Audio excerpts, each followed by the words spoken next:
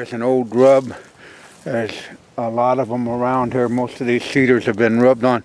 And you notice I had to fence off my trees that I planted a few years back to save them from being destroyed. And because I can show you what can happen if you don't do that. And it really gives these deer something. When they come up to these cedars, they can scrape under them. But I'm going to take you down here and show you what happens when you don't take preventative steps. Because remember, you're in their world. And if you don't protect your investment, as you notice, all these trees have been fenced off. Now, that takes a few hours to do that, but if you don't do that, the deer will wreak havoc on your trees. And here was one over here. I can show you. They actually pushed the fence in a few years ago and got into that new eastern pine. You can see where they rubbed it. And so, I mean, well, like I say, you just take that with a grain of salt because you are in their world. Now let's walk down here. I want to show you something. There was a scrape right there, overhanging branch, and right on there. And that's a nice time to be doing this. What a beautiful day. No snowpack. And you've seen that scrape, and then just up ahead, you can see this rub on this tree. And this is a fine time to be doing scouting also, because you're not under any pressure. And that was a pretty nice rub. They were going right down through here. What a beautiful day. Overcast, just a perfect day to be in the woods. And here's one of the casualties of planting in the deer's habitat. That was my little grandson's tree, and we'll have to plant him a new one. Because like I say, without preventative, they've ate, chewed, stomped, tromped, and I didn't really think they would do that, but you can see they got the needles all over this place. And they spent some considerable time here too. So, I mean, just by their crap, you can tell they basically destroyed little Donnie's tree, so we'll have to plant him a new one, but live and learn. And then, like I say, right over here, it was a deer highway coming off the pond. And you can come down and notice these big rubs now. That's what wintertime scouting's all about. You can get in there and you don't fear about bumping deer, and it's just a good time to be in the woods. Now what you're looking at is a highly grazed upon Alpha Rack Plus. I mean, that had so much drawing power, and as you can see, it still has some little green clovers in there, but I have no idea. Every night I'd get pictures off the trail camera down here, but this will grow back. We'll fertilize it, but you know, if you new guys don't give up hope, you know, it's just the way that's telling you it got what you planted it for. It got consumed. But I mean, they ate it right to the dirt. As you can see at my shoe right there, it ain't even a quarter-inch tall, but it's got new growth in there.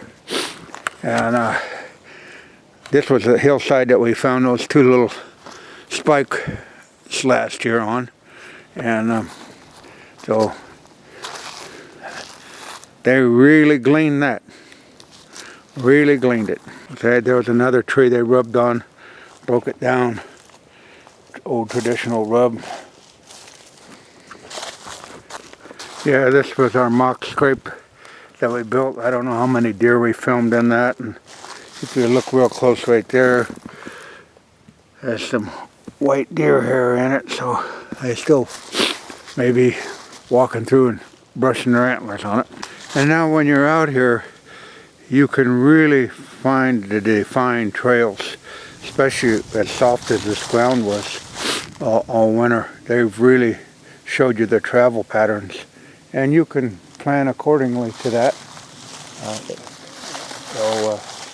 Scouting, like I say, deer hunting, the season has its limits, thank God, but the hunting part never, you can spend 365 days a year in your woods doing something positive.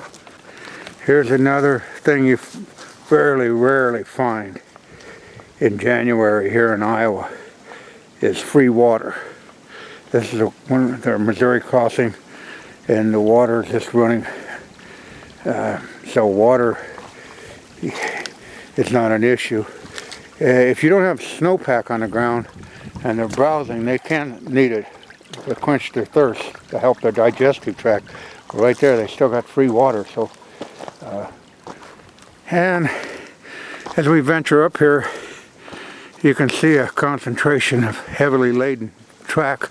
We're going up here to the Dillon plot, and it's probably a far cry from what you've seen the last time you've seen it.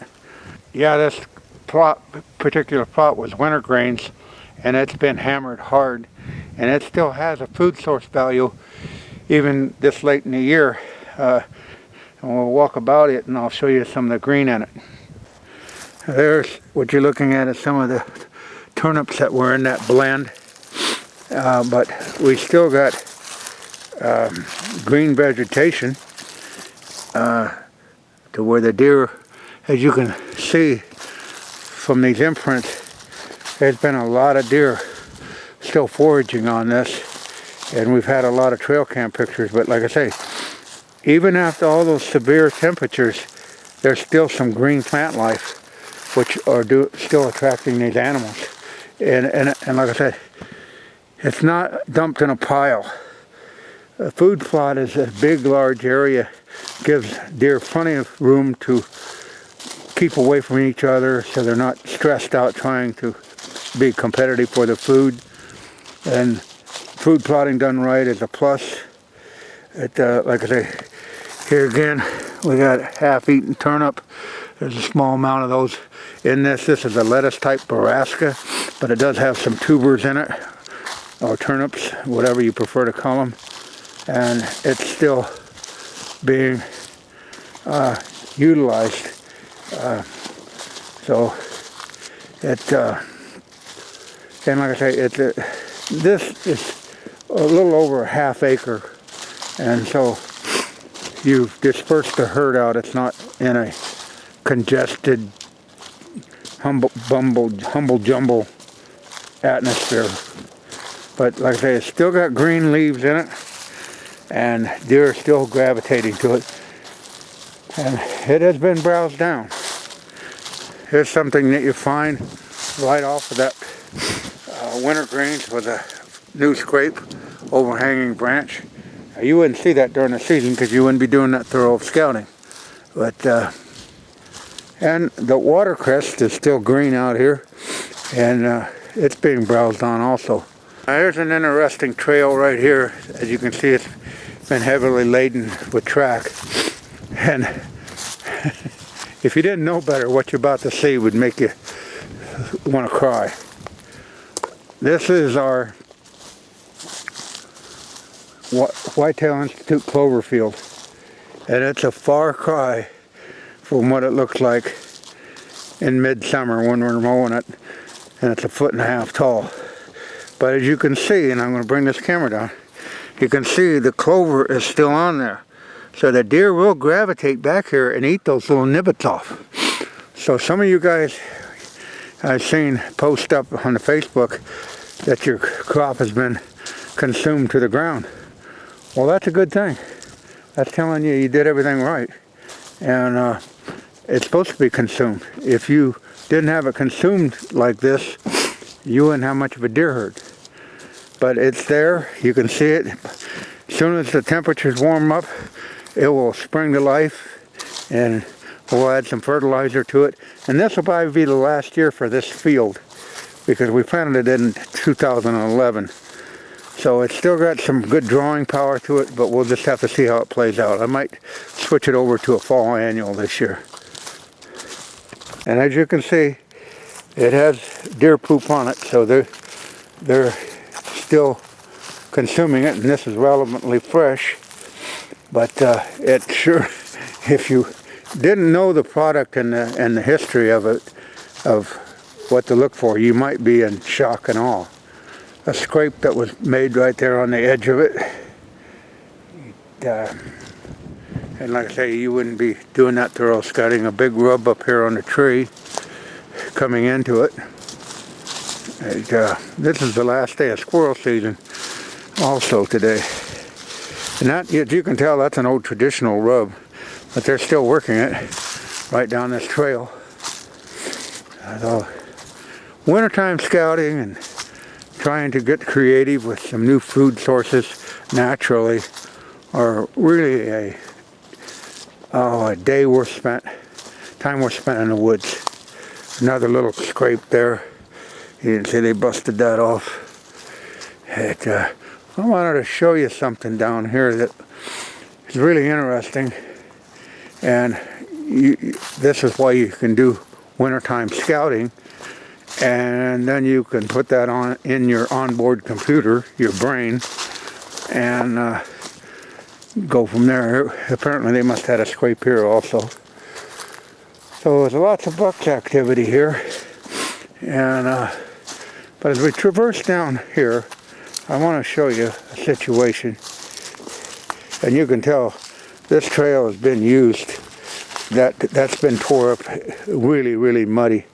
So that's telling me that they're moving about, still moving about. Now this is what I wanted to show you. There's a trail right there, heavily trail, and about 10 yards from that is another heavy trail. And then another heavy trail, and finally another heavy trail. And this is what you should be looking for to really give it some thought. Now all these trails, there's 1, 2, 3, 4. There's 4 trails, and guess what? They all converge right out in front of us, right by that big cedar tree.